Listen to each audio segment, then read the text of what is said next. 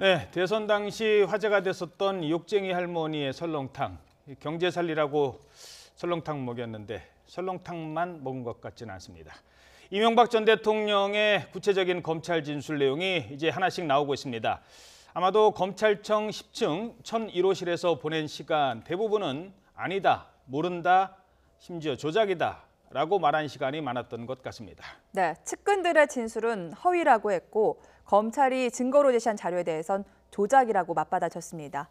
자세한 이야기 이종근 데일리안 논설실장, 최진봉 성공회대 교수와 이야기 나눠봅니다. 안녕하십니까? 예. 자, 일단 내용이 좀 많으니까요. 제일 핵심적인 거 다스가 누구 것이냐에 대해서 검찰도 몇 가지 질문을 한 것 같습니다. 모든 혐의는 대부분 다 부인했는데 이게 다스가 누구 것이냐가 일단 왜 중요한지부터 먼저 설명을 좀 해주시죠. 네, 그렇습니다. 지금 박근혜 전 대통령의 그 재판 과정을 우리가 지켜보면서 가장 혐의가 큰 것이 이명박 전 뇌물죄다. 대통령? 아니요, 예. 박근혜 전 대통령입니다. 예. 학습 효과입니다. 그러니까 아하. 박근혜 전 대통령의 재판 과정을 지켜보면서 우리가 지켜볼 때 가장 이 혐의가 크고 또 이 형이 큰 것이 뇌물죄거든요. 예. 네. 뇌물죄가 성립됐을 때 특가법상 최소한 10년 이상의 무기징역까지 받을 수 있다. 그 외에 횡령이라든지 혹은 직권남용이라든지 그 형이 그거보다 5년 이하나 3년 이하나 굉장히 적습니다. 그러면 뇌물죄가 가장 무서운 것인데 예. 지금 다스와 관련해서 사실은 뇌물죄까지도 모든 것들이 다 이제 성립이 되죠. 예. 예를 들자면 삼성전자가 60억의 이 변호사비를 대납했을 때 그것은 충분히 뇌물죄로 지금 어떤 대가성이 있기 때문에 그 60억을 대납했다라는 개연성이 충분히 있는 것이고, 그렇다면 다스의 소유주가 이명박 대통령이라면 사익을 위해서 삼성으로부터 뇌물을 받았다라는 것이 성립이 됐지 않습니까? 최소한 그것만 해도 60억입니다. 그러면 이 다스가 자기 것이 아닌 것이 돼야만 형량, 최소한 나중에 어떻게 됐을 때 형량을 줄일 수 있다. 나머지 혐의들은 다 횡령, 배임, 그것도 역시 다스가 소유주일 때 가능한 것이고, 직권남용 그것도 역시 그렇고, 최소한 국가기록물관리법 이 정도는 인정할 수 있는데 그것은 형이 굉장히 적거든요. 그러니까 다스가 소유주가 아닐 때만이 형량을 줄일 수가 있다라는 것이죠. 네. 그게 제일, 그래서 본인으로서는 제일 방어를 해야 될 점이군요. 그러니까 하나를 인정하면 다른 걸 다 인정해야 되는 셈이 되는데, 그래서 도곡동 땅 매각대금부터 출발을 하면은 이 매각대금 중 67억을 이상은 회장은 빌려준 사실을 잘 모르겠다라고 하고, 이명박 전 대통령은 형에게 빌렸고 또 차용증은 안 썼다, 이자도 안 냈다라고 주장을 하고 있는 거죠. 그렇죠. 그러니까 이상은 회장은 뭐라고 얘기하냐면 본인이 빌려준 기억도 없고 이자도 낸 적도 없다라고 얘기하고 있지 않습니까? 왜 이게 또 중요하냐면요. 도곡동 땅을 판 돈이 다스를 만드는데 들어갔어요. 종잣돈이 된 종잣돈이 거죠. 됐죠. 그러니까 네. 도곡동 땅의 주인이, 땅을 판 그 돈의 주인이 누구냐가 결국 다스의 주인과 연관돼 있는 거죠. 그러니까 지금 검찰은 이명박 전 대통령이 차명으로 그 땅을 소유하고 있다가 팔았고 그 돈을 가지고서 다스를 만들었고, 그것도 또 차명으로 소유하고 있는 김재영 씨하고 지금 이상은 씨가 소유하고 있었지 않습니까? 그렇다고 하면 이제 검찰 입장에서는 이 다스가 이명박 전 대통령 소유라고 그래야만 다른 범죄 행위가 다 성립이 돼요. 아까 말씀하셨지만 뇌물 받는 것도 그렇고요. 네. 여러 가지 다스와 관련돼서 예를 들면 BBK 사건도 다스와 연관돼 있잖아요. BBK 140억 투자했던 돈 돌려받은 것도 결국은 국가의 기관들을 동원해서 압력을 가해서 돈을 돌려받았다고 하는 주장을 하고 있는 것이고, 검찰은 그런 과정에서 다스가 이명박 전 대통령이 아니라고 하면 이 모든 일에 뇌물죄라든지 아니면 이명박 전 대통령의 죄를 형성하고 있는 모든 요소들이 여러 가지로 부인되거나 깨질 가능성이 있는 거죠. 그러니까 검찰 입장에서는 다스의 실소유자가 이명박 전 대통령이라고 해야만 뇌물죄라든지 BBK 사건이라든지 아니면 정부의 기관들을 활용해서 본인의 이익을 챙겼다고 하는 부분들에 대해서 범죄 행위를 성립하게 만드는 중요한 요소이기 때문에 다스가 누구냐고 하는 것은 아주 중요한 그러한 검찰의 키포인트랄까요? 이런 네. 부분이 될 수밖에 없는 상황이라고 볼 수 있겠습니다. 한 가지 지금 저희가 이제 질문도 그렇게 하셨는데, 이명박 대통령이 그 부분과 67억과 관련해서 진술을 했는데 이상은 회장이 거기에 대해서 모른다라고 대답을 했다. 이렇게 지금 순서가 되는 순서가 것이 아니라 뒤바뀌었죠. 순서는 사실은 네. 바뀐 겁니다. 3월 2일 날 이상은 회장을 소환을 먼저 해서 소환해서. 그때 이상은 회장이 이미 그 언론 보도도 나왔어요. 그러니까 도곡동 땅은 내 것이 아니다. 그리고 사용 대금도 모른다라고 대답을 했고, 그 다음에 그것과 관련해서 똑같은 질문을 했을 때 이명박 대통령이 67억을 빌렸다. 그러니까 순서는 바뀐 거죠. 그러니까 모른다는 대답은 먼저 이상은 회장이 했고 이명박 대통령이 67억을 빌렸다라고 대답을 한 겁니다. 그럼 두 사람 사이에는 검찰 조사하기 전에 아무 그런 거에 대한 얘기가 접촉이 좀 없었던 건가요? 없었다라고 볼 수가 있죠. 어떤 의미에서는. 그런데 또 한 가지는 이상은 회장이 돌아와서 그것과 관련해서 사실은 정확하게 이명박 대통령한테 얘기를 안 했을 가능성이 있고 저는 여기서 또 하나 눈여겨볼 대목이 67억이라는 액수입니다. 예. 네. 지금까지 한 번도 67억이라는 그 숫자가 나온 적이 없어요. 기억하실지 모르지만 뭐 263억은 도곡동 땅을 판 총 대금이고 150억이 이상은 회장이 갖고 있었다는 돈이고 뭐 그렇다면 67억이라는 돈을 왜 검찰이 물어봤을까? 이 사실 의혹도 있어요. 의혹이 아니라 사실은 궁금함이 있어야 돼요. 그런데 일부에서는 이겁니다. 지금 이동형 씨, 이상은 회장의 아들 이동형 씨가 검찰에서 진술서를 썼는데 그 진술서 안에 이런 내용이 포함되어 있다는 겁니다. 주식이 사실 이명박 대통령의 주식이 한 푼도 없고 전혀 이거는 김재정 씨와 이상은 씨 것이다라는 것이 지금까지 이명박 대통령의 주장인데 이동형 씨의 진술서에 의하면 3분을 했다라는 내용이 있다는 거예요. 예. 모든 것을 3분을 했다. 어허. 3분의 1을 했다. 즉 누가 가는 거죠? 이상은 회장, 그다음에 김재정 회장, 그다음에 이명박 대통령. 예. 이 세 사람이 모든 것을 3분을 했다. 즉, 이 263억을 세금을 좀 제하고 보면 3분의 1을 하면 거의 67억이 떨어지거든요. 그러니까 그 이동영 씨의 진술서에 의해서 67억을 이렇게 했다는데 맞느냐 하는 어떤 질문이 가능하다라는 것이 지금 검찰 쪽에서 나온 어떤 뭐 진술서에 관련된 정보입니다. 그러니까 땅을 팔았는데 문제가 되는, 그러니까 처음부터 좀 다시 설명을 드리면 이 다스의 종잣돈인 도곡동 땅이 있는데요. 네. 도곡동 땅을 팔았는데 이걸 형, 동생, 그리고 처남 네. 셋이 나눠 갔는데 3분의 1씩 나눠 가졌는데 네. 그 나눈 3분의 1의 금액에 해당하는 돈이 67억. 7억이다. 그래서 그러니까, 67억을 그러면은 그 종잣돈 돈이 그 도곡동 땅 매각 대금 그 대금을 본인은 빌렸다고 하는 거는 결국 나는 3분의 1의 지분이 내게 없다는 아니다. 얘기다. 내게 아니다. 그냥 빌렸다라는 것이죠. 예. 그러니까 그 흐름 자체가 아주 뚜렷하게 자금의 흐름이 보였고 또 이동영 씨의 진술도 있고 이를 모든 것들을 대놨을 때 난 그냥 빌린 것이다라고 대답을 했다는 자, 거죠. 그러면 빌렸다고 하면 검찰이 가만히 있겠습니까? 차용증 썼어요? 그렇죠. 없습니다. 예. 이자 냈어요? 없죠. 안 냈습니다. 예. 아까도 잠시 전 시간에도 얘기했습니다만 아무리 형이라고 해도 67억이라는 돈을 빌려주면서 차용증도 안 쓰고 이자도 안 받고 나중에 물어보니까 빌려줬는지도 모른다 모르고 그러고. 예. 좀 고마운 형님인데. 그러니까 그럴 일은 없죠 사실은. 아무리 가까운 친척이라도 사실 차용증 다 써야 되는 거죠. 예. 그리고 이자도 안 줬다는 것도 말이 안 되지 않습니까? 한두 푼도 아니고 67억 원이라는 돈을 빌려주고 이자를 한 푼도 안 받았고 거기에 대한 아무런 증거도 없고 말만 있는 거잖아요. 거기에다가 지금 그 이상은 회장 같은 경우는 자기는 빌려준 기억이 없다라고 얘기하고 있잖아요. 그렇다고 하면 누군가 한 사람 거짓말하는 거 아닙니까?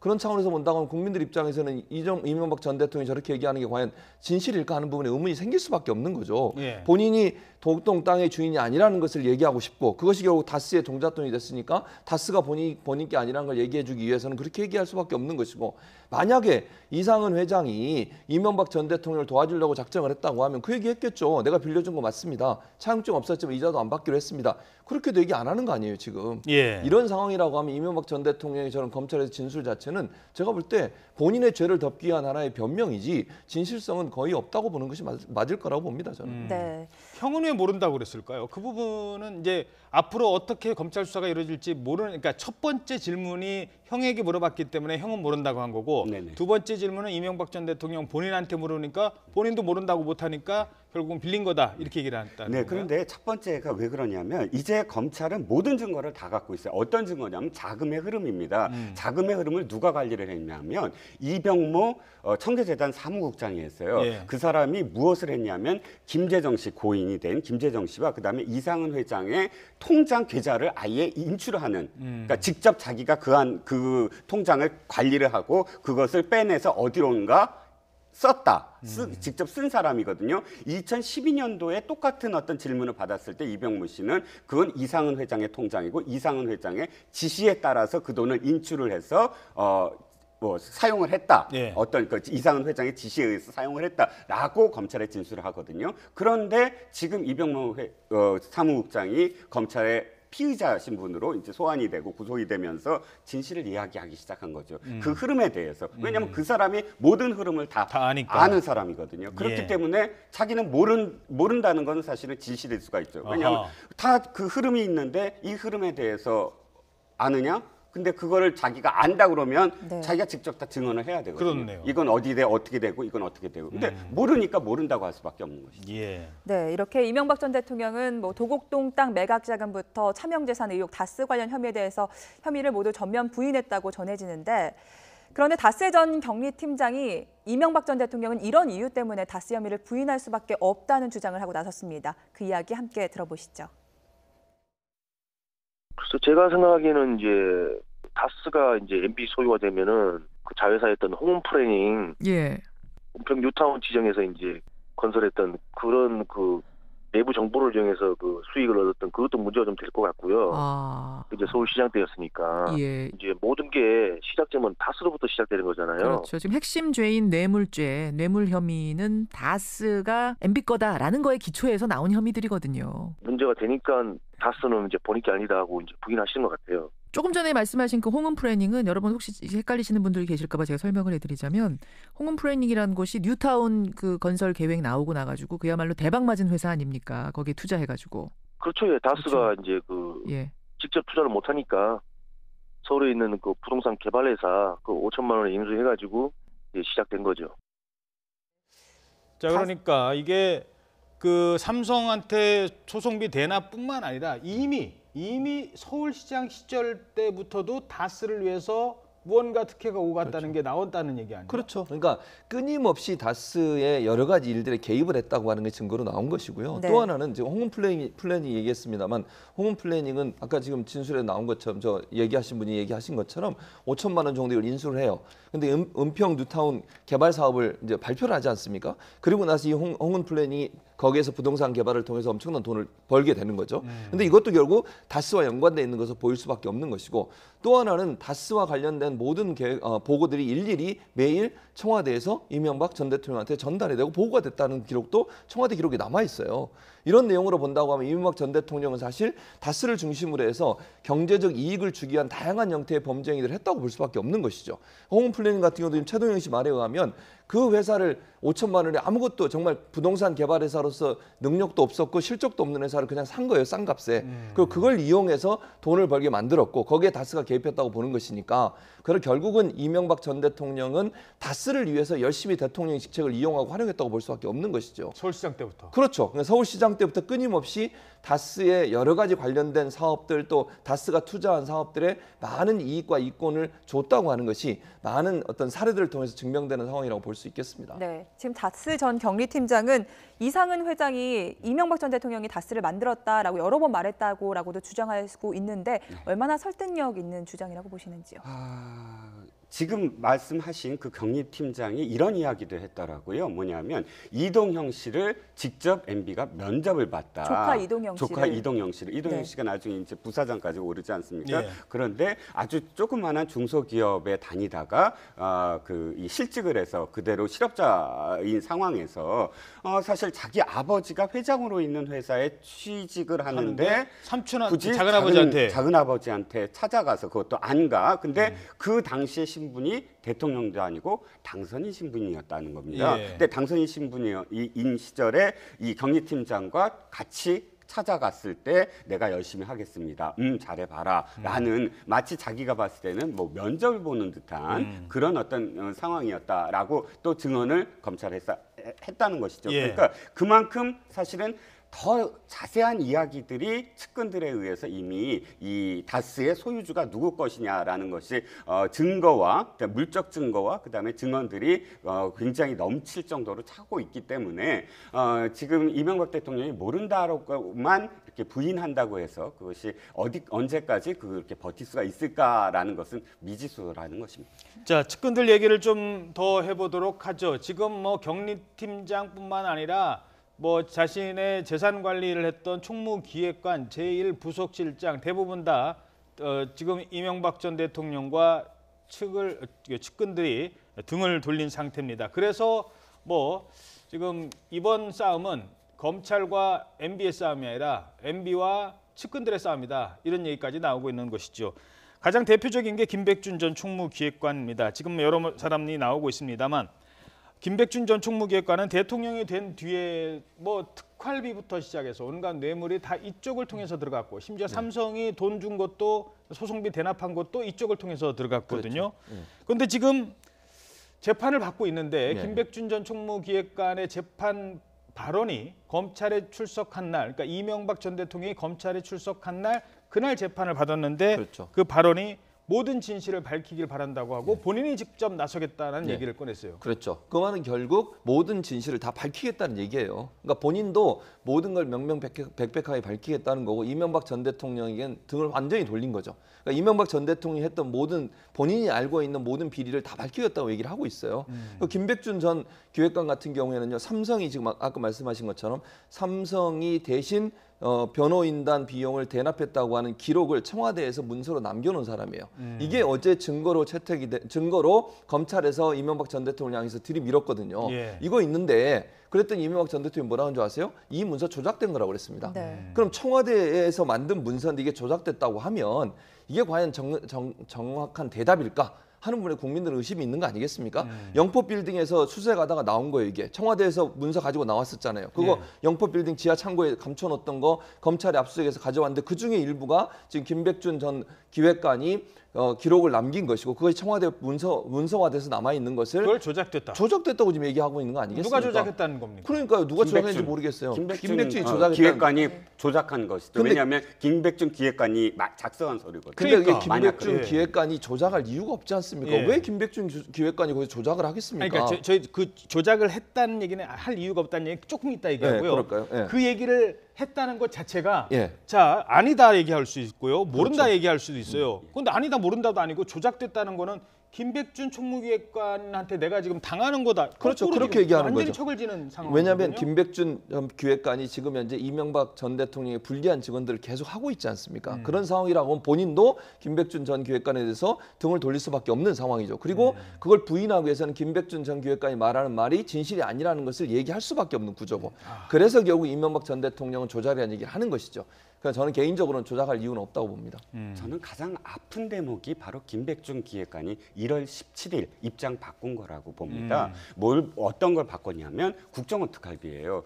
MB 측이 그러니까 이명박 전 대통령 입장에서는 지금까지 다스와 관련된 것만 방어를 하고 있었어요. 그렇죠. 국정원 특활비는 나중에 나왔고 원세훈 국정원장으로부터. 그런데 다스는 어쨌든 이런 그 명분이 있어요. 뭐냐면 실제로 주식 한 푼 없지 않느냐. 그러니까 주주의 명부에 없지 않느냐라는 논리로 끝까지 방어하겠다라는 것인데 문제는 김백준 기획관이 1월 17일 국정으로부터 돈을 받았다 하고 뚝이 하나 무너졌어요. 그 다음부터는 도덕성, 윤리성 이런 것들과 함께 더불어 뇌물죄까지도 완전히 다른 부분으로 이제 확산이 되거든요. 거기에 대한 배신감이 굉장히 컸을 것이다라고 일단 추정을 할 수가 있죠. 자 그러면 그 얘기는 제가 잠시 뒤에 여쭤보려고 했는데 자 좋습니다. 이제 다스 얘기는 조금 뒤에 더 하도록 하고요. 국정원 특활비라는 뚝이 하나 탁 무너졌는데 그래서 그럴까요? 어제 이명박 전 대통령이 10만 달러는 인정을 했어요. 그중에. 그리고 10만 달러는 언제 받은 돈이냐? 미국 갈 때, 미국 방문할 때 받은 돈이다.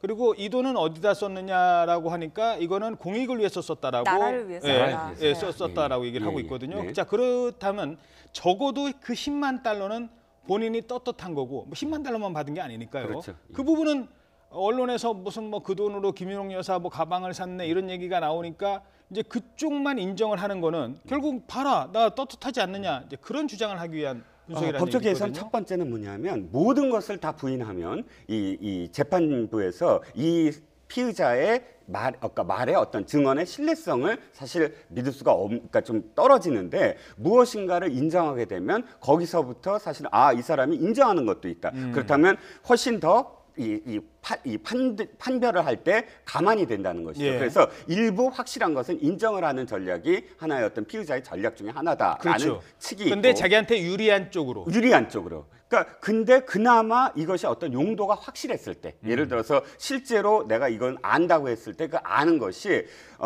말씀하셨듯이 처음에 의혹은 사적인 용도, 뭐 이렇게 명품이라든지 이런 비난의 용도로 만약 가게 되면 안다고 했을 때 함께 더 큰 비난을 받지 않습니까? 근데 최소한 그것은 아닌 경우 그리고 무언가 예를 들어서 뭐 이건 추측에 불과합니다만 교포들을 만났을 때 뭐 금일봉을 한다든지 뭐 탈북자들을 여러 가지 만났거나. 어떤 탈북자를 만났는지 이런 때 쓰는 돈으로 썼다든지 그게 나라를 위한 것이라고 만약 표현을 한다든지 이런 어떤 과정이 만약 추측입니다만 뭔가 자기가 이렇게 그 드러낼 수 있을 때 일부를 인정해서 나머지 부인하는 것까지도 사실은 이 인정을 받게끔 하는 네. 그런 전략이다라는 것이 한쪽입니다. 변호인단은 대북 공작금으로 썼다고 변론을 했는데 그 용처는 맞다고 보시는지요? 글쎄요. 대북 공작금을 쓰려면 사실은 국정원에 그대로 두게 하는 것이 가장 큰 대북 공작금의 용도 아니겠습니까? 근데 미국의 순방을 떠나면서 네. 대북 공작금으로 썼다. 그렇죠. 그러니까 대북 공작금을 가장 잘 쓸 수 있는 기관은 국정원이 아닙니까? 근데 국정원의 대북 공작금을 굳이 대통령이 가져다가 대북 공작금을 쓴다. 직접 자기가 쓴다.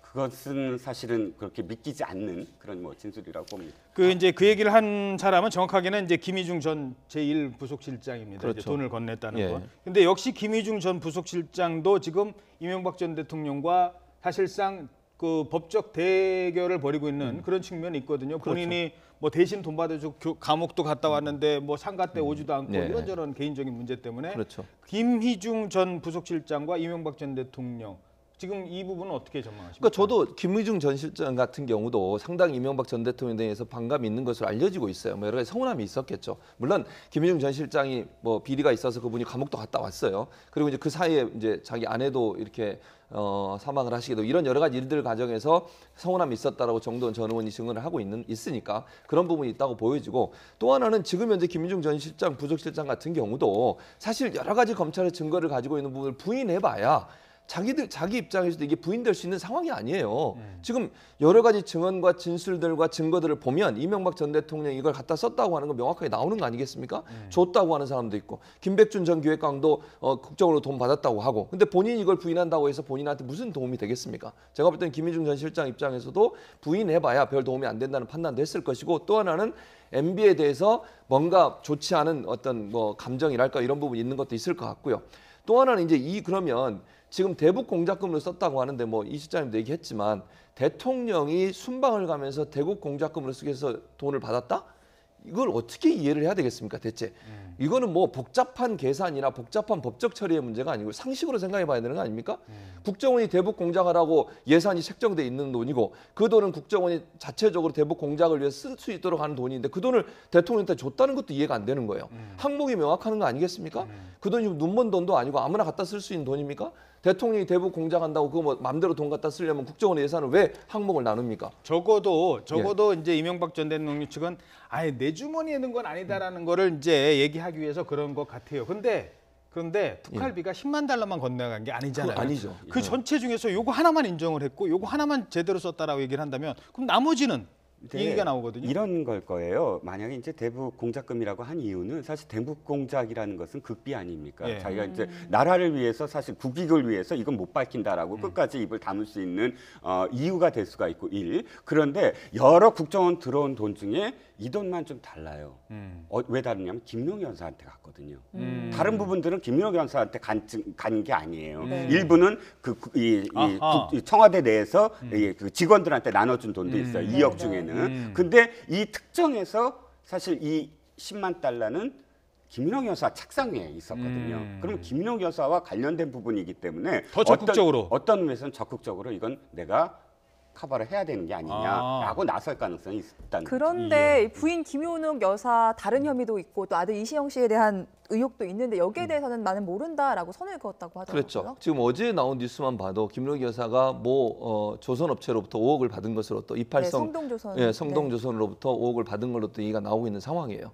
근데 이제 이 돈 같은 경우에는 일단 10억 그러니까 1억이죠. 1억 8천 정도 되는 거죠. 10만 달러. 10만 달러를 받은 것에 대해서는 이명박 전 대통령이 이제 진술도 명확하고 또 구체적이에요. 아까 지금 이 실장도 얘기했지만 책상 위에 올려놨다고 하는 진술까지 나온 상황이에요. 또 전달 받았던 사람도 받았다고 진술을 하고 있어요. 그러니까 부속실장이 제2 부속실에 근무하는 행정 직원한테 준 거 아니겠어요? 그러니까 김민옥 여사를 보좌하는 분한테 김희중 전 실장이 그걸 전달해줬고 그 돈을 책상 위에 올려놨다고 하는 진술까지 확보된 상황이기 때문에 부인하기가 상당히 어려운 부분도 있고 또 하나는 만약에 이걸 김민옥 여사가 가져갔다고 했을 때 혹시나 뇌물로부터 본인이 자유로울 수 있다고 하는 판단도 했을 가능성은 들어요. 왜냐하면 김현욱 여사는 이제 공무원이 아니기 때문에 뇌물죄로 처벌하기가 상당히 어려운 부분이 있습니다. 물론 윤리적 도덕적으로 그러면 이명박 전 대통령이 책임이 없냐 이렇게 얘기하면 뭐 논란은 될 수 있지만 뇌물죄 지금에 빠질 수도 있는 그런 상황이라고 보는 판단도 했을 가능성이 있다고 보여지고요. 그래서 아마 10만 달러는 명확한 증거와 진술이 있는 것에 대해서 인정을 하는 것으로 가는 것이고 나머지 돈에 대해서는 이제 전부 부인을 하는 상황이 아니겠어요? 그런 차원이라고 한다면 이명박 전 대통령의 전략은 이런 것 같아요. 명확하게 진술이 있는 것, 또 그걸 부인할 수 없는 상황까지 간 것은 어쩔 수 없이 부인을 하지만 그것도 빠져나가기 위한 방법으로 아까 얘기했던 대북 공작금이라는 얘기를 통해서 내가 누구한테 어떻게 썼는지를 밝히지 않을 수도 있는 돈이다라고 하는 쪽으로 전술을 펴면서 본인에게 밀려오고 있는 어떤 법적 처벌을 좀 피하려고 하는 시도를 하고 있는 게 아닌가 하는 생각이 듭니다. 예. 자, 이제 남은 건 이명박 전 대통령에 대한 구속 여부입니다. 검찰이 구속영장 청구에 무게가 실렸다 이런 얘기가 지금 나오고 있죠. 네, 최측근인 조혜진 전 의원은 어떻게 생각하고 있을까요? 인터뷰 내용 들어보겠습니다. 이제 그 대통령을 지낸 분이 도망갈 리도 없는 거고 증거인멸 가능성도 없는 게 지금까지 수사를 받으면서 조사받으면서 증거를 인멸한 일도 없었고 지금 말씀드린 영포빌딩에 그런 자료가 있는 것도 챙기지도 않고 있을 증거였으니까 증거인멸 우려도 없기 때문에 이쯤에서 보면은 구속 사유가 없다고 보는 게 상식인데 근데 지금까지 우리 형사사법에서는 그런 것들이 안 지켜졌기 때문에 그리고 검찰은 구속시키는 것을 큰 수사의 성과로 보고 이후에 법원 재판을 유리하게 끌고 갈 수 있는 어떤 낙인 효과 같은 거 구속을 성공시키면 일단은 유죄에 반환받아 놓은 걸로 그렇게 보는 측면이 있어가지고 그런 검찰의 그동안의 관행을 보면은 좀 걱정이 되는 부분도 있습니다. 네. 자, 그러니까 구속의 사유는 뭐 법에는 그렇게 나와 있잖아요. 도주와 증거인멸. 자, 도주, 도망갈 전직 대통령이 도망가겠느냐? 증거인멸. 영포빌딩에 아직도 자료가 있는데 증거인멸을 하지 않았다는 그게 반증이다라면서 구속 아니야. 이렇게 얘기를 하고 있거든요. 참 어떤 의미에서는 좀 이번 그 이명박 대통령의 증거인멸에 염려가 없다는 것이 도리어 이명박 전 대통령한테는 뼈아픈 부분인 게 왜냐하면 이 박근혜 전 대통령 때만 해도 아직도 사람들이 입을 맞출 수가 있다. 그러니까 여러 증언들이나 또 다른 피의자들과 입을 맞추고 또 그런 어떤 증거 인멸할 가능성이 있다라는 그 판단을 내릴 수가 있었는데 이명박 전 대통령의 경우는 관련자들이 모두 다 사실은 이명박 대통령에 대해서 같이 증언을 하는 사람들이 없어요. 다 거의 다 이명박 대통령이 시킨 일이다, 이명박 대통령이 지시한 일이다, 그리고 이명박 대통령 것이다까지 진술을 하고 있기 때문에 어떤 의미에서는 그 사람들과 다시 입을 맞춰서 다시 하게 되면 그 사람들은 이 형량이 늘어나거나 혹은 지금 불구속돼 있는 사람들이 구속될 수도 있는 상황들이거든요. 그런 어떤 의미로도 사실 증거인멸의 우려가 없다고 할 수는 있으나 문제는 법의 어떤 원칙도 원칙이지만 또 국민 여론도 무시 못하는 거 아니겠습니까? 아까 문무일 총장이 잘 살펴보겠다는 건 법리적인 검토가 첫 번째지만 두 번째는 국민의 어떤 여론이 어떻게 돌아가나 그것도 살펴볼 어떤 여지가 있다는 것이죠. 네. 또 검찰이 이명박 전 대통령 구속을 성과로 여길 것이다라는 발언도 했는데 이거는 정치 검찰이라고 비판을 하는 건가요? 그런 거죠. 결국 조혜진 전 의원 같은 경우는 그렇게 얘기를 하는 건데 저는 그건 타당한 비판이라고 보지 않고요. 구속영장은 청구할 거라고 저는 봅니다. 그래야 된다고 생각을 하고요. 뭐 지금 이제 조혜진 전 의원의 주장에 따르면 도망갈 위험은 물론 도망갈 위험은 없는 것 같아요. 근데 증거인멸로 제가 이제 얘기를 해볼게요. 증거인멸이 그러면 다른 피의자들이나 관련된 사람들이 다 구속돼 있으니까 전혀 증거인멸을 하지 않을 것이다. 저는 좀 다른 관점에서 봅니다. 어제 조사받으면서요. 옆에 있던 변호사들이 질문, 답변을 다 적어갔어요. 그러니까 조서 형식으로. 그러니까 옆에 변호사들이 앉아가지고 4명인가 3명 있었잖아요. 그분들이 질문 뭐 했고 이명박 전 대통령이 뭐라고 답변하고 그거는 그 전에 밝혀지지 않았던 드러나지 않았던 많은 증거들이 이미 검찰을 통해서 또다시 새롭게 공개가 된 부분이 있습니다. 어제 조사 과정에서. 그렇다고 하면 그 전에 대비하지 않았던 다른 대비를 할 가능성이 있다고 저는 봐요. 뭐 그 가족끼리도 입 맞출 수 있는 거 아니에요? 자기 부인도 그렇고 이시영 씨도 지금 구속 안 된 상태 아닙니까? 그러니까 구속된 사람도 있지만 구속 안 된 상태에서 충분히 저는 어제 검찰이 제시했던 다양한 형태의 새로운 증거들에 대한 어떤 증거인멸의 가능성이 있고 법적으로도 일반적으로요. 지금 현재 인정한 건 10만 달러 말고 다 부인했어요. 부인한 사람들, 대체적으로 혐의에 대해서 부인한 사람들은 증거인멸의 가능성이 있다고 판단하는 게 일반적인 범죄의 수사의 원칙입니다. 예. 그런 차원에서 보고 두 번째는 형평성의 문제예요. 지금 전직 대통령이란 이유 하나만으로 본인이 주범으로 구속영장들을 보세요. 다른 지금 피의자들 구속돼 있는 사람들 보십시오. 구속영장은 전부 주범이 이명박 전 대통령이에요. 종범은 구속시키고 왜 왜 주범은 주범은 하느냐. 그렇죠. 이런 형평성의 문제도 있지 않겠습니까? 전직 대통령 하면 이 모든 것으로부터 자유로워야 됩니까? 그런 차원에서 보면 많이 법 앞에서 평등하다는 차원에서도 구속영장은 반드시 청구돼야 한다고 저는 생각을 합니다. 예. 그런데 이제 이걸 또 정치적으로 해석을 하면 두 전직 대통령을 이제 둘 다 이제 구속 수사를 받게 되고 하나는 이제 구속 재판까지 받게 되고 있는 상황에서 이게 좀 부담되는 것 아니냐. 뭐 이런 얘기도 나올 수 있거든요. 그건 어떻게 보세요? 사실은 그건 큰 부담이죠. 우리가 겪어야 되지 않을 정치적인 어떤 비극을 지금 또 다시 겪고 있는 거 아니겠습니까? 4명, 그러니까 지금 돌아가신 분 빼고 4명째인데 그렇다면. 사실 지금 많은 부분 국민들이 이명박 전 대통령의 어떤 혐의라든지 이런 부분들에 대해서 이미 알고 있는 어떤 상황에서 저는 정치적인 어떤 정무적인 어떤 판단이라고 표현하고 싶습니다. 정치적인 것보다는 예. 그러니까 불구속을 하더라도 사실상 재판 과정에서 무엇이 드러나서 재판에서 구속이 될 수도 있는 것이고 검찰이 무리하게 처음부터 뭐 구속 수사를 뭐 이렇게 이 원칙으로 해서 수사를 할 이유가 좀 사실은 좀 없다고도 보여지는 측면이 있죠. 네. 그렇군요.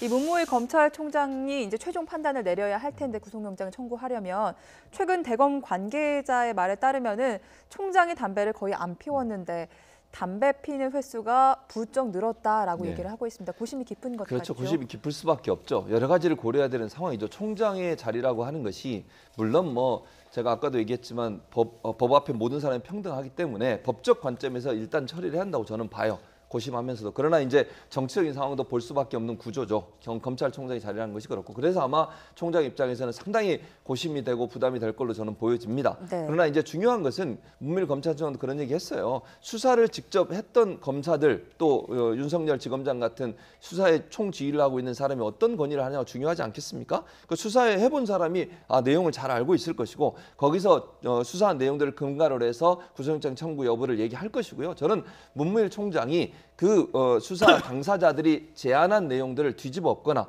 본인의 어떤 정치적 정무적 판단 때문에 그 수사 담당자들이 제시한 내용들을 완전히 바꾸는 그런 상황은 일어나지 않을 것으로 보여지고 고심이 깊더라도 결국 수사를 직접 지휘하고 담당했던 사람들의 의견을 받아들일 가능성이 있다고 보여집니다. 예. 그 전문가들의 얘기를 마지막으로 하나만 더 붙이자면 도주와 증거인멸뿐만 아니라 죄의 형량이 죄질이 무거울 경우에는 그 자체로도 형량이 크기 때문에 도주의 가능성이 더 높다라고 보는 게 최근의 추세라고 합니다. 뭐 관련된 얘기 한두 가지만 제가 정리를 해드리도록 하죠. 지금 청주에 국민권익위원회 연수원이 있다고 하는데 여기에 이런 글이 있다고 합니다. 함께 네. 보시죠. 휘호석인데 입구에 있는 휘호석입니다. 여기에 청렴이 대한민국을 바꾼다라는 글귀가 쓰여 있는데 이게 2012년 이명박 전 대통령이 썼던 겁니다. 주민들이 반발이 좀 심하다고 해요. 이거 설치하는데 950만 원이 들었다고 하는데요. 네, 그렇습니다. 이걸 어떻게 해야 되나. 예, 네. 국민권익위원회 연수원이 이 연수원 이름이 청렴연수원이에요. 그래서 공직자들을 연수시키는 겁니다. 자체적인 어떤 연수보다는 공직자들을 연수시켜서 청렴에 대한 어떤 그런 공유하는 그런 연수원인데 개인적으로는 사실 없애지 않았으면 합니다. 왜냐하면 이겁니다. 저희가 이제 성숙했잖아요. 예. 굉장히 네. 성숙한 사회입니다. 그러면 뭐랄까 이것을 보면서 사실은 반면교사를 얻을 수도 있는 것 아니겠습니까? 그러니까 우리가 무엇을 세우고 무엇을 다시 부수고 하는 그런 모든 과정들이 사실은 우리한테 너무 뭐랄까 아픈 역사를 계속 갖고 있는 것 같아요. 예. 그러니까 누가 세웠다고 해서 이것을 또 이렇게 부수고 누가 세웠다고 해서 다시 부수고 하는 그런 어떤 파괴의 역사보다는 도리어 이것을 보면서 얼마나 사실은 이렇게 말씀을 하셨던 분이 이걸 지키지 못해서 이런 오욕을 남겼는가라고 사실 가르치면 되는 것이거든요. 그렇기 때문에 무엇인가를 이렇게 부수는 문화가 이제는 좀 더 좀 없었으면, 그러니까 좀 그런 의식 자체를 좀 바꿨으면 하는 어떤 개인적인 네. 바람입니다. 사실 이번 사안을 바라보는 국민들은 그 법적인 무게보다 사실로 밝혀진다면 법적인 무게보다 실망감이 더 큰 거거든요. 그 그렇죠. 이유가 예. 이명박 전 대통령 좌우명이 주어진 일에 최선을 다한다고 했고 네. 가훈이 정직이라고 얘기를 했었거든요. 그러니까요. 정직인 분이 저렇게 정직하지 않게 하는 행동을 봤을 때 국민들이 얼마나 큰 실망이 되겠습니까? 청렴도 저는 마찬가지라고 봐요.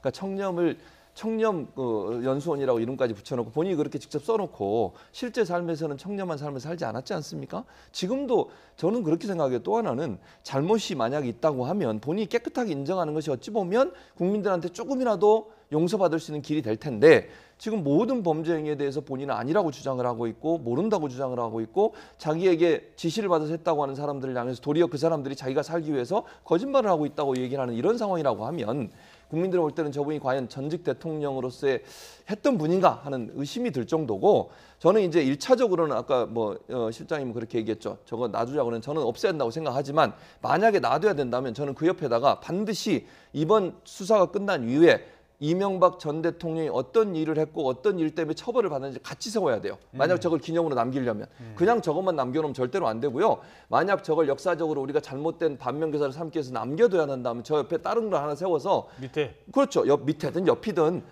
구속이 설명하는 됐었고 안내판. 그렇죠. 동의합니다. 그게 반드시 있어야 돼요. 그래야만 국민들이 보고 아 저건 잘못됐구나. 라고 하는 걸 배울 수 있는 거죠. 저것만 그냥 남겨놓으면 일반인들 잘 모를 수 있잖아요. 이명박 전 대통령은 대통령 재임 시절 이 글을 썼습니다만 그 그렇죠. 후에 땡땡땡 이런 일이 아직 어떤 있었습니다. 일은 아직 모르니까 거기까지 그걸 같이 남겨야 됩니다. 적어줘야 된다. 그래야 초등학생이 아빠랑 같이 가지고 아빠 저거 대통령 저분 어떻게 됐잖아 이 얘기 물어봤을 때 아빠가 할 말이 있지 않겠습니까? 그렇죠.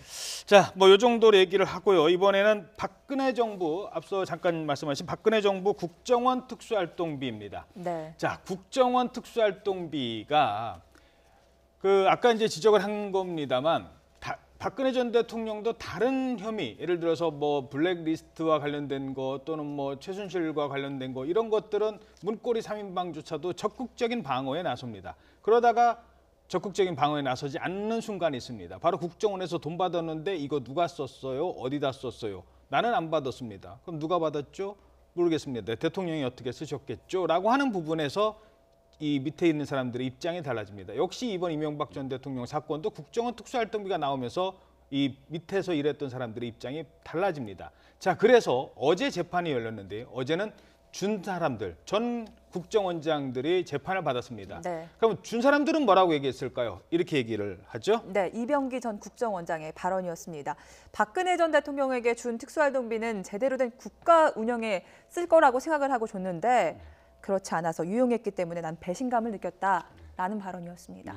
만약에 이것이 진심이라면 사실 이제 관행이고 예를 들어서 남재준 국정원장 같은 경우도 처음엔 머뭇하지 않았습니까? 근데 설명을 듣고 일단 관행이구나라고 느꼈다 해서 이제 그런 식으로 이제 처음에 진술을 했는데 실제로 이것의 어떤 용도는 내가 모르겠지만 어쨌든 대통령이 지금까지 이렇게 특활비를 하면 나라를 위해서 어쨌든 썼겠지라고 생각을 했다는 것이죠. 근데 개인적인 어떤 용도가 아니어서 거기에 대해서 실망을 했다라는 배신감을 느낀다고 배신감이라고 네. 표현을 했는데 이 세 분 다 공통적으로 배신감을 이제 토로한 것 같습니다. 네, 그런 네. 어떤 느낌 자체는 말씀하셨듯이 박근혜 대통령도 최순실 씨와의 관계에서 한 푼도 받지 않았다라는 그런 이 명분으로 버티다가 국정원 특활비 부분에서 굉장히 또 그 일말에 박 대통령을 지지하던 사람들의 일부가 그럴 수가 있어 하고 돌아선 계기가 바로 국정원 특활비가 됐거든요. 그런데 어찌됐든 저는 개인적으로는 이 세 분의 이 증언이 진술이 상당히 진심이 담겨 있다라고 여겨집니다. 그러니까 네. 사실 국정원장이 이 돈을 줬을 때 개인적인 어떤 사비로 유용한다고 한다면 기조실장도 그렇고 국정원장도 그렇고 나중에 자신들한테 또 책임이 돌아오지 않겠습니까? 최소한의 그런 어떤 스크린 과정이 국정원장한테도 분명히 있을 테고 아니면 그렇게 믿었던지 내가 이 돈을 들이면 최소한 나라 일을 쓰겠지 하고 믿고 싶은 거였는지 둘 중에 하나겠지만 최소한 그런 믿음은 갖고 있었다라고 보였습니다. 아니 근데 법리적으로 따졌을 때 내가 이 돈을 주면서 배신감을 느꼈다는 건 나는 좋은 일에 쓰라고 준 겁니다. 나는 죄가 없습니다라는 그렇죠. 그런 본인의 그럼요. 어떤 방어 전략일 수도 있는 그럼요. 거거든요. 당연히 그렇다고 저는 봅니다. 그러니까 이분들은 이게 그렇게 쓰인 줄 모르고 돈을 줬다고 얘기하는 거예요. 그러니까 지시에 의해서 돈을 준 거지 뇌물로 바친 게 아니라고 얘기를 하고 싶은 거잖아요. 그렇게 되면 박근혜 전 대통령이 뇌물을 받은 게 아닌 게 된 거예요. 그냥 국정원 특활비를 잘못 쓴 거죠. 국고 유용이라고 볼 수는 있지만 뇌물이 안 되는 거잖아요. 근데 검찰은 국가는 지금 이병기 전 원장 같은 경우에는 뇌물로 보고 있어요. 그리고 나서 본인이 비서실장도 하고 이랬잖아요. 그러니까 결국은 이 돈을 뇌물로 줘서 본인이 국정원에서 뭔가 더 뭐 좋은 어떤 위치를 차지하거나 아니면 차후에 어떤 자리를 가기 위해서 사용했다고 볼 수도 있고, 또 지난번에 잘 아시는 것처럼 최경환 전 장관에게 돈을 주면서 예산을 계속 확보하려는 의도를 갖고 있었다고 보는 거 아니겠어요? 그런 차원으로 본다면 이거 뇌물 성격이 강하잖아요. 그런데 이렇게 증언을 하게 되면, 진술을 하게 되면 어찌 보면 박근혜 전 대통령을 박근혜 대통령을 비판하는 것처럼 보이지만 둘 다에게 이익이 되는 반응이 될 수도 있어요. 잠깐만요. 그런데요. 네. 그 전직 그 국정원장인 원세훈 국정원장은 국정원 특활비를 SD한테도 준 적이 있습니다. 이상득 전 의원, 그러니까 대통령이 형한테 줄 때 그때는 어떤 생각을 갖고 있었냐면 본인이 잘릴지도 모른다라는 이런 얘기가 도니까 그거를 그 당시에 모든 거는 다 형한테 통한다. 만사 형통한테 줬거든요. 네. 자, 국정원장 정도 되는 사람이 이 돈이 어디로 쓰이는지도 모르고 줄 수 있는 돈인가요? 본인이 그 정도 정치적 감각도 없었을까요? 저는 그 부분도 한번 짚어볼 필요가 있거든요. 박근혜 전 대통령의 그 당시의 국정 운영 자체는 사실은 모를 수밖에 저는 없다고 봅니다. 예. 그러니까 우리가 계속 되풀이해서 묻지 않습니까? 김기춘 비서실장한테도 묻고 그 안에 사실 구속되지 아니한 함께 일한 모든 사람들한테 사실은 묻습니다. 알았느냐? 최순실 씨를 알았느냐? 근데 사실 대부분 몰랐다는 사람들이 많아요. 그것도 거의 좀 진심이 가깝고, 그러면 왜 문고리 3인방이 존재했냐? 그리고 왜 최순실이 특별히 문고리 3인방에게 국정원 특활비에서 명목으로 그 거액의 돈들을, 그러니까 뭐 휴가비라든지 이렇게 해서 그 수첩에 나오지 않습니까? 그 3인방한테 그 준 이유는 그 3인방이 비밀을 알고 있기 때문에, 유일한 3인이기 때문에 그랬다는 것이죠. 비밀을 계속 공유하고 유지할 수 있는. 그러니까 그러니까 박근혜 대통령이 대통령 된 다음에부터의 한 3년 동안의 청와대에서의 그 뭐 움직임 또는 뭐 돈의 용처 이런 것들과 관련해서는 사실은 거의 국정원도 모른다라는 것이 타당하지 않느냐. 짧게 어떻게 보십니까? 저는 그렇게, 그러니까 이렇게 아까도 말씀드렸지만 국정원장 세 분은 결국 이 돈이 뇌물로 들어가지 않았다는 걸 주장하기 위해서 저는 그렇게 주장한다고 보고요. 또 하나는 이제 박근혜 전 대통령이 이 돈을 가지고 어떻게 이용했는지 몰랐다, 그렇게 저는 보지 않아요. 이 국정원장 좀 돼가지고, 또 실제로요 돈을 담당하는 국정원의 예산 담당 직원이 뭐라 그랬습니까? 이 돈 주면 문제가 될 수 있습니다라까지 얘기했어요. 그럼 그걸 당연히 받아들여야 되죠, 국정원장이. 근데 그걸 받아들이지 않았다는 것은 알고서도 줬다고밖에 볼 수 없죠. 이 나라 돈이라는 게, 예산이라는 게 연말에 다 용처가 있어서 나누는 그럼요. 거 아닌데 기관별로 이렇게 막 돌아다녀도 되는 거예요? 안 되는 거죠. 그러니까 청와대는 청와대 특활비로 쓰는 거예요. 아니 국정원에 항목이 다 있잖아요. 어디에 쓰라고 돈을, 예산을 배정한 건데 그 돈을 대통령한테 갖다 줬다는 그 자체가 사실은 문제가 될 수밖에 없는 것이고, 저는 이게 한 발 더 나가서 대통령이나 아니면 권력이 있는 사람들한테 돈을 주면서 본인의 이익을 챙겼다고 하니까 뇌물로 볼 수 있다고 보는 것이죠. 예. 자, 이번에는 조금 주제를 바꿔서요. 지방선거, 정치권의 지방선거 얘기를 나눠보도록 하겠습니다. 지방선거가 이제 89일 남았다고 합니다. 자, 지방선거의 일단 변수, 그 이슈, 의제, 앞으로 뭐 시간 많이 남았습니다만 일단 지금은 미투가 되는 것 같고요. 네. 또 여러 가지 변화가 있겠죠. 뭐 4월 되면은 남북 정상회담, 5월에 북미 정상회담. 이 지방선거를 바꿀 변수 뭐가 있다고 보십니까?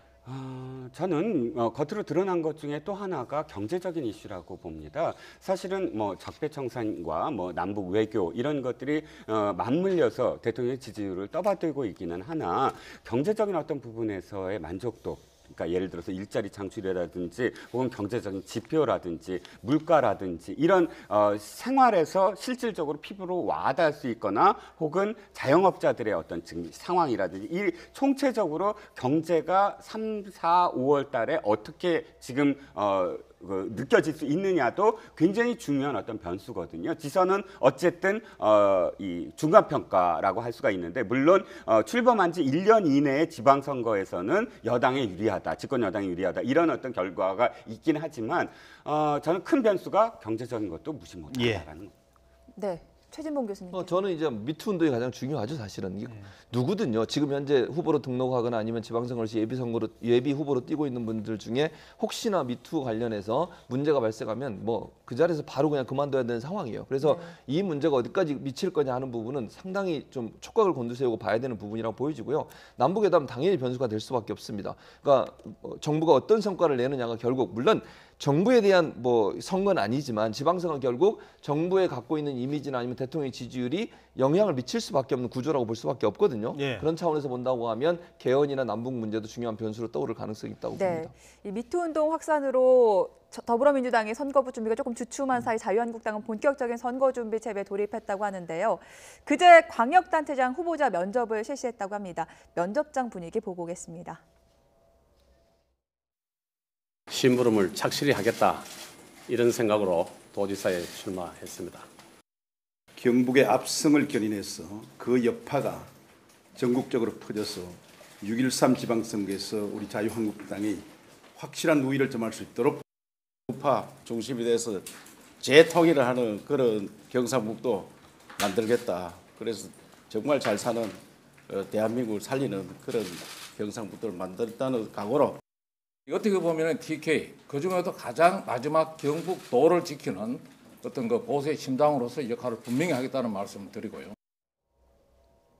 네, 이 면접장에서 눈길을 끌었던 게 이 서약서를 하나 받았다고 하죠. 어떤 서약서인가요? 미투 서약서, 미투와 관련된 뭐 이 부분이 없다라는 어떤 그런 부분들을 과거에는 서약하는, 없었던 과거에 거죠. 없었다는 네. 것을 이제 서약하는 것인데 아까 최준봉 교수님이 이제 미투라고 말씀하셨는데 저는 좀 생각이 달라요. 왜냐하면 만약 미투라 그런다면 미투가 그러니까 갈등들 중에 세대 갈등이라든지 혹은 지역 갈등이라든지 진영 갈등으로 됐을 때 사실 미투가 한쪽이 유리하고 한쪽이 불리하게 돼야 되거든요. 근데 지금은 어떤 의미에서는 더불어민주당 인사들이 많이 됐음에도 불구하고 이것이 당의 어떤 문제라기보다는 개인의 문제. 그러니까 어떤 의미에서 정치공학적으로만 말씀드리면 방어를 잘하고 있다. 문재인 대통령과 관련된 인물들이 있음에도 불구하고 문재인 대통령의 지지율은 흔들리지 않거든요. 그럼 문재인 대통령이 그때 사실 굉장히 순발력 있게 4번에 걸쳐서 미투와 관련된 언급이 또 주요했다. 이런 어떤 부분들이 연결되면서 지금 미투가 특정 정당에 유리한 구도로 되고 있지는 않거든요. 굉장히 개인적인 충남도 마찬가지입니다. 충남이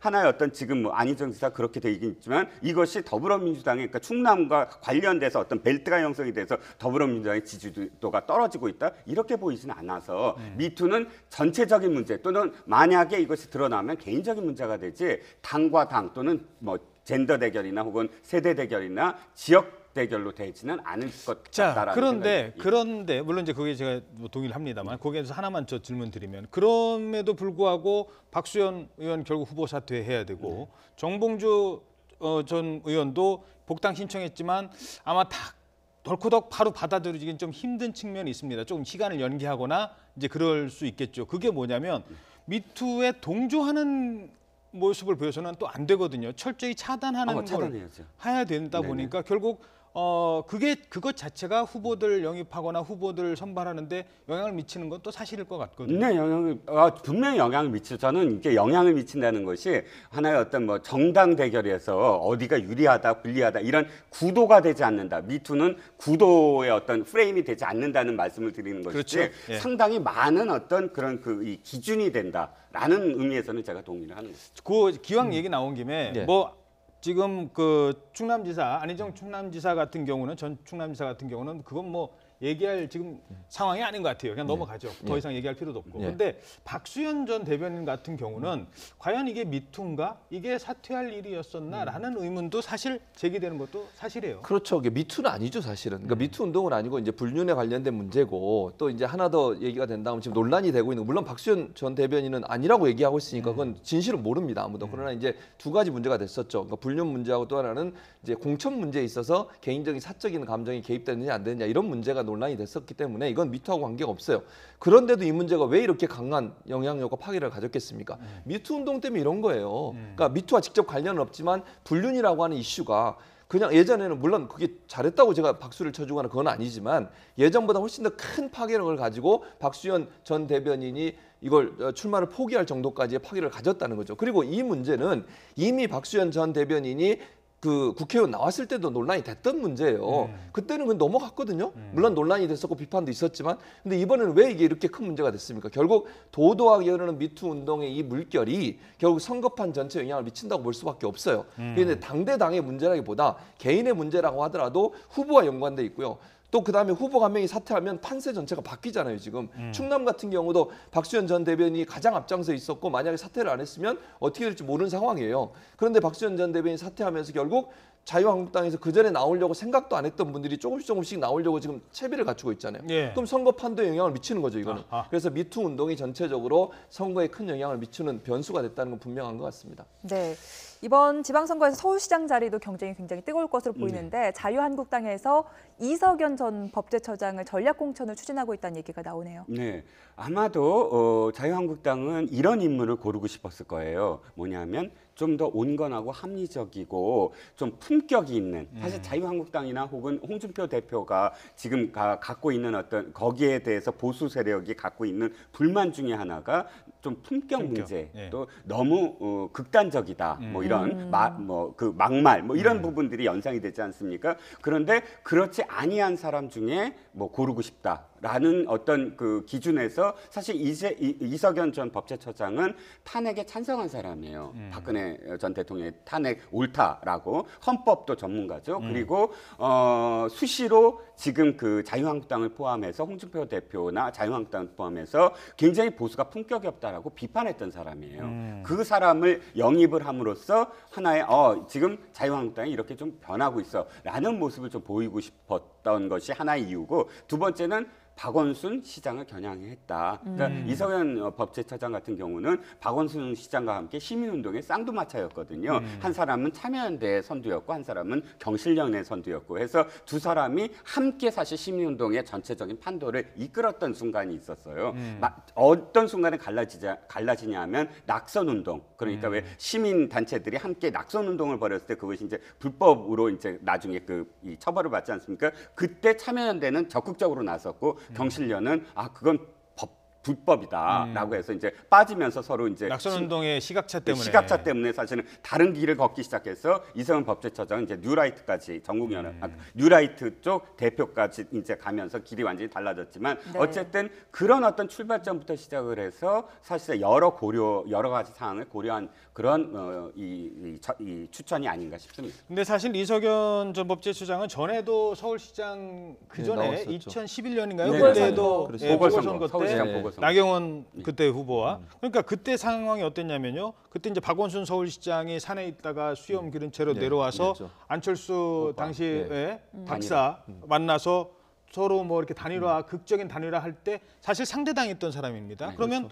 그때 시절을 다시 끄집어내서 결국 박원순, 안철수, 물론 이제 이쪽은 아직 안 정했습니다만 박원순, 안철수, 이석연 이 세 사람이 다시 리턴 매치가 아니냐 이런 얘기도 나오는 것 같아요. 그럴 가능성도 있죠. 그러니까 안철수 지금 전 대표죠. 전 대표가 인재영입위원장을 할 것으로 지금 예측이 되고 있는 상황이고 또 직접 뛸 가능성도 있습니다. 왜냐하면 당내에서는 뚜렷한 주자가 없는 상황에서 누군가는 당의 어떤 이미지나 아니면 당의 어떤 바람을 일으키기 위해서 나가줘야 한다고 주장을 하고 있고 그것이 안철수 전 대표라고 볼 수 있을 텐데 그렇게 하면 세 분이 나올 수 있죠. 근데 변수가 될 수 있는 거는 지난번에 안철수 전 대표와 박원순 시장이 합의를 했잖아요. 한 명이 나왔지만 이제 세 명이 나오면 분산될 가능성은 있죠. 다만 안철수 전 대표가 지금 보여주는 색채는 보수적인 색채로 강해요. 그럼 예전에 안철수 전 대표가 지금 박원순 시장하고 이렇게 하나로 후보를 단일화했을 당시만 해도 안철수 전 대표는 진보적인 성향으로 분류가 됐었죠. 그랬었죠. 그러니까 지지층 자체가 이제는 좀 빠져나왔다고 저는 보거든요. 그래서 세 분이 나온다고 했을 때는 뭐 예측은 아무도 할 수 없는 거지만 이석현 지금 후보 같은 경우에 나오신다고 하면 결국 박원순 현 시장을 대항마로 그러니까 보고 저쪽에서 그러니까 민주당이 후보로 나올 것을 예상을 하고 이석연 전 법제처장을 자유한국당이 내세운 게 아닌가 하는 생각이 들어요. 왜냐하면 시민운동을 같이 하셨고 또 서로가 잘 아는 사람들이에요. 그러다 보니까 아무래도 이제 뭐 공격의 포인트라는 이런 부분들을 잘 알고 있을 거로 보여지고 또 자유한국당이 갖고 있는 보수적인 색채를 약간 좀 없애면서 또 시민사회에 함께한다는 모습을 보여주기 위한 하나의 카드로 자유한국당이 선택한 게 아닌가 이런 생각이 듭니다. 알겠습니다. 자, 마지막으로 오늘 나온 대통령에 대한 국정 지지도 조사 살펴보고 마무리하도록 하겠습니다. 네, 대통령 직무수행 잘하고 있냐 물었더니 74%가 긍정평가를 했습니다. 지난주와 비교해서 3%포인트 오르는 수치죠. 이유가 뭘까요?